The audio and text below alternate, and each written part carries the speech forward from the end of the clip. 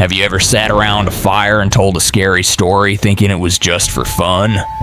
What if the story didn't end when the fire burned out? What if something was still listening? Tonight we bring you 3 true campfire horror stories. Not stories about camping, but the kind told when the sky is black, the woods are still, and only the flames dare to move. Stories that don't want to be forgotten, and sometimes punish those who do. Story 1. The Screaming Tree at Lake Owlshade. They say every tree remembers what it has seen, and some of them, if you're quiet enough, will try to tell you.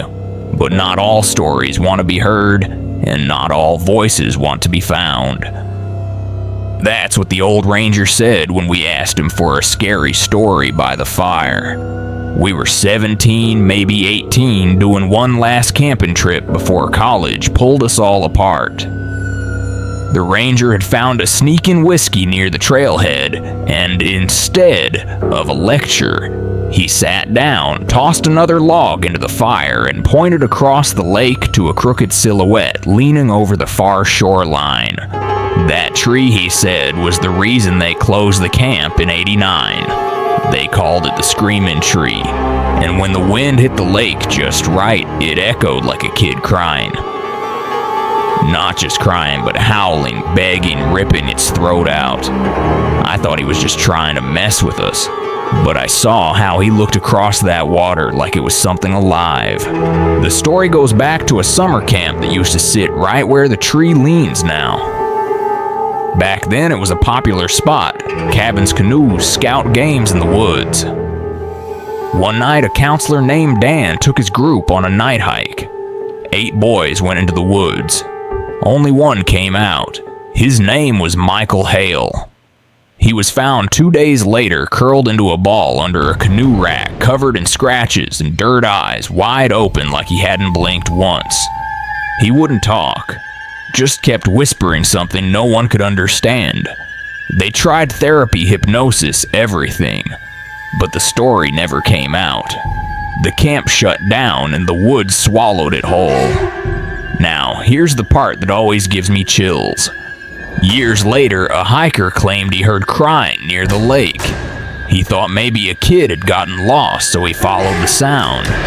But when he got close to the tree, he saw something moving inside the hollow in its trunk. Something small. He said it looked like a hand, a child's hand, grabbing at the air. He ran. The next day, he returned with a ranger, but the tree looked normal.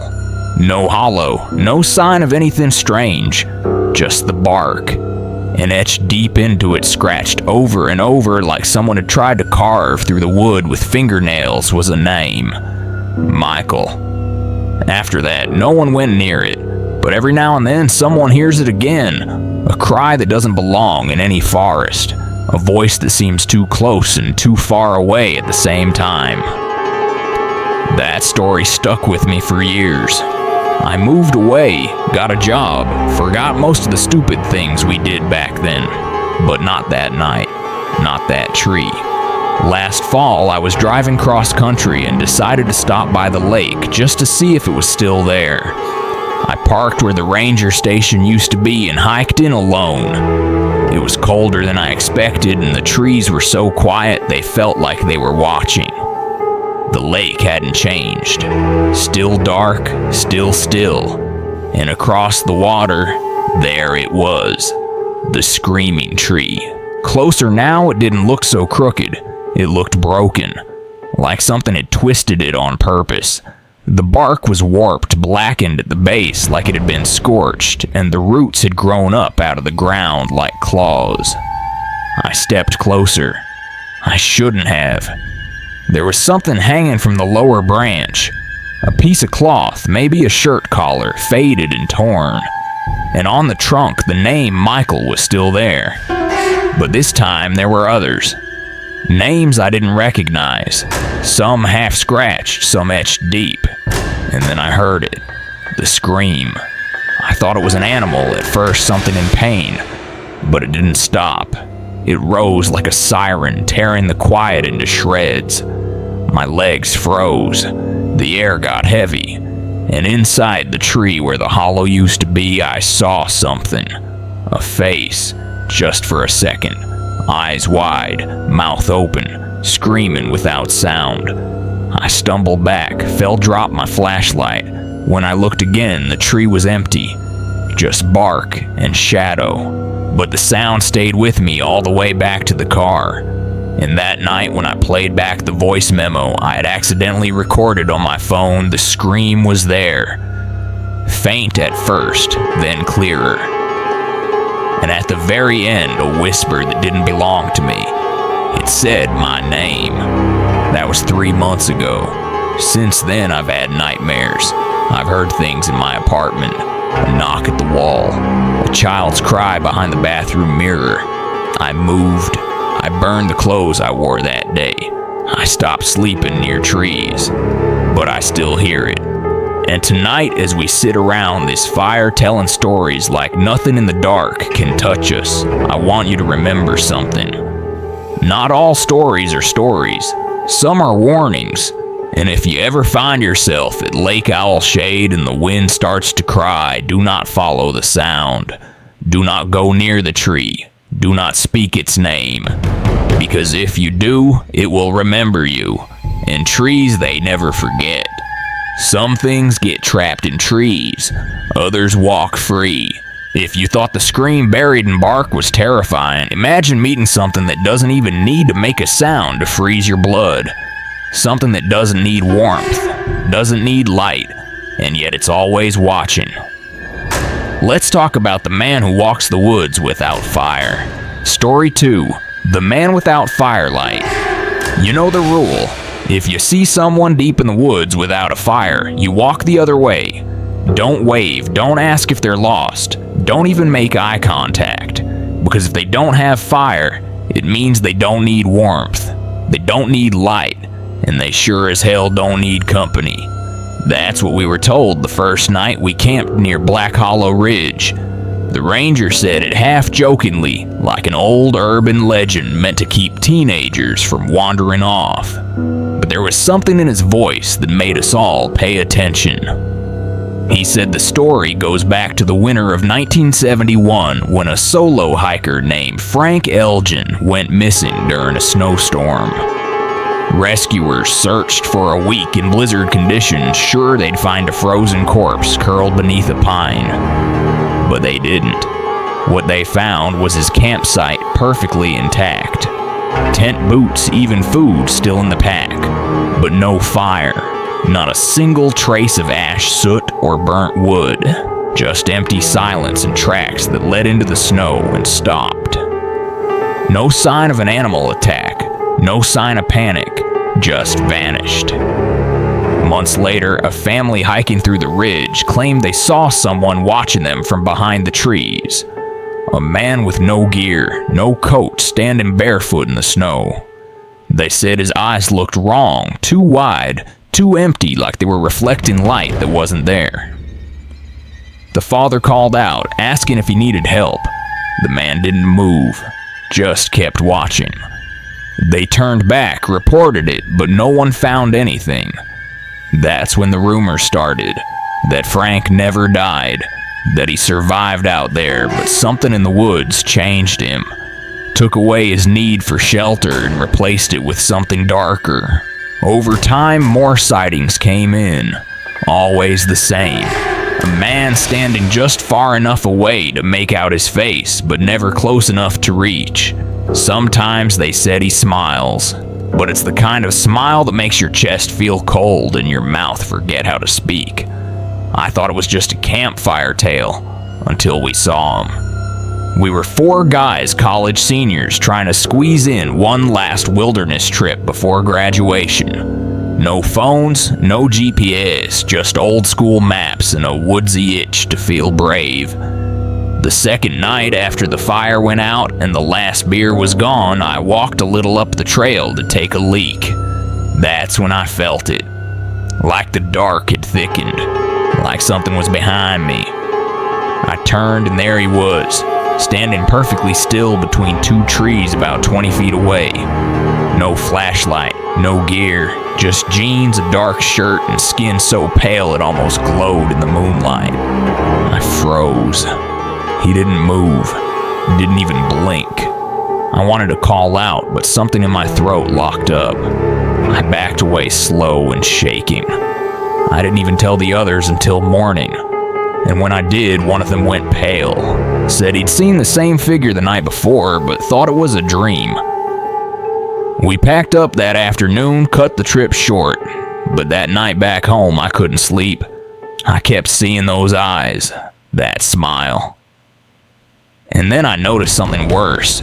In the background of a photo we'd taken the first night by the fire, just at the edge of the trees, there's a shape. Human-shaped, slightly blurred, but definitely there. We hadn't seen him when we took the shot. Now we can't unsee it. Since then, I've read more. People say he shows up in other forests too, that he doesn't stay in one place, that he finds the people who hear his story, that if you've seen him once, he remembers your scent, your warmth, and maybe he wants it. They call him the man without firelight, because he doesn't carry warmth, he steals it. And sometimes he waits, just outside the glow of your campfire, just beyond the reach of your flashlight, watching, breathing, smiling. And the moment the fire goes out, if you're unlucky enough to be the one closest to the edge, you'll be the first to hear his voice. Not yelling, just whispering your name like he's always known it, like he's been waiting for you to come back. So tonight, while our fire's still crackling and the shadows haven't swallowed us whole, I want you to remember one thing. If you're ever out in the woods and you see someone standing without fire, do not speak. Do not wave. Do not think they're lost, because they're not. They know exactly where they are, and they've been waiting for you. He doesn't need fire, but some things need more than that. Some need motion, need momentum, a force to carry them from one world into another. And sometimes what begins as a thrill ends as an open door. Just ask the Zipline at Timberline Camp, the one that came back alone. Story 3. The Zipline that came back alone. It's just a ride. They said nothing more than 30 seconds of wind in your face and forest blurring past your eyes. The old zipline at Camp Timberline had been there since the 70s, bolted between two rocky cliffs on opposite sides of the ravine. It was fast, simple, and safe until the summer when it wasn't, when it came back without a rider, and nothing was ever the same again. That camp's long gone now, overgrown, buried in vines and silence. But sometimes when the wind shifts, you can still hear the zip line whine through the trees, like it remembers, like it's still waiting. I used to work there during college counselor job, over the summer. You know, the kind early mornings, burnt coffee bug, spraying your lungs, and kids always 2 seconds away from breaking something. We loved the zip line though. It was the one thing that got even the quiet kids to scream with joy. It ran from a wooden platform on the south cliff, zipped straight across the ravine about 80 feet down to a break post lined with soft mulch and hay, then curved to a gentle stop. Perfect system, never had an accident, never had a stuck rider until that week. It was a Friday afternoon, July blistering hot. The air heavy with static, like the sky hadn't made up its mind whether it wanted a storm or not. We had a group of 12 campers, all boys around 10 or 11 lining up for their turn. One of them, Brandon, a quiet, wiry kid, afraid of heights, had been nervous all week, but that day something changed. He told his friend he wanted to go first, said he had something to prove. The rest of the boys clapped him on the back, told him he'd be a legend if he did it. I was on the receiving end that day, clipboard, stopwatch, the usual stuff. I watched Brandon climb onto the launch platform with another counselor, a guy named Chase, who'd been working there for 3 summers. He gave Brandon the usual prep locked in the harness, clipped the trolley to the line, gave the all clear. Then with a short hop, Brandon was gone, just like every other time. Except this one felt different. It took too long. Maybe a second longer than normal, maybe not, but that second stretched. When the pulley reached the end, it clattered like always, but the harness was empty, swinging. The brake post bounced slightly, and the zipline buzzed, as if it had carried something invisible across. Everyone stood frozen. Chase yelled from the other side, asked if I had seen Brandon get stuck halfway, but I shook my head. There was nothing, no snag, no brake, no body, just silence. Then one of the kids screamed, pointing at the tree line where the forest dropped into the ravine. A shadow, something moving too fast to follow. But I saw it too. Something low, something wrong. We called for Brandon for hours. We searched everywhere. The staff, the rangers, the volunteers spread out, combed every inch of the ravine and the woods beyond. No sign of him. Not even a shoe. Not even a scream. The police came. They found nothing. It was like he evaporated. Some thought he ran away. Others whispered about animals, but there was no blood, no torn clothes, no drag marks. And the zip line itself was untouched, still smooth, still ready. The camp closed that weekend. No goodbyes, no ceremony, just boxes and silence, and that damn cable still hanging there like it was daring someone to try again. I didn't go back, not the next year, not ever, but I kept having dreams. In the first one, I was standing on the platform, holding the harness, calling out, and something answered. Not a voice, not words, but a scraping sound like steel across bone. Then a flash of eyes deep in the trees, too wide, too low to the ground, and a shape crawling where no human body could bend. In the second dream, I was the one riding, flying across the ravine, wind in my ears, trees whipping past, and just as I reached the middle, something grabbed the line from below. I never saw it, but I felt the jolt, the force yanking me upward, then downward, then nowhere. I woke up screaming, drenched in sweat, and the worst part was, I could still hear the zip line groaning in my ears. Years passed. The story faded. Some said it was just an accident, a freak case. Maybe the harness slipped. Maybe Brandon panicked and jumped. But no one explained why there was no trace, not even disturbed leaves, not even a ripple in the dirt. I tried to let it go until I got a message last year from Chase, the other counselor.